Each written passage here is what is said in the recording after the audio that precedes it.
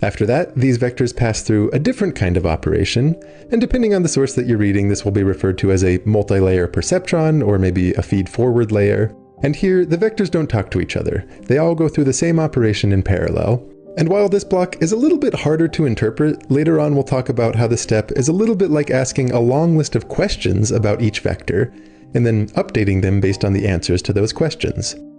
All of the operations in both of these blocks look like a giant pile of matrix multiplications, and our primary job is going to be to understand how to read the underlying matrices. I'm glossing over some details about some normalization steps that happen in between, but this is, after all, a high-level preview.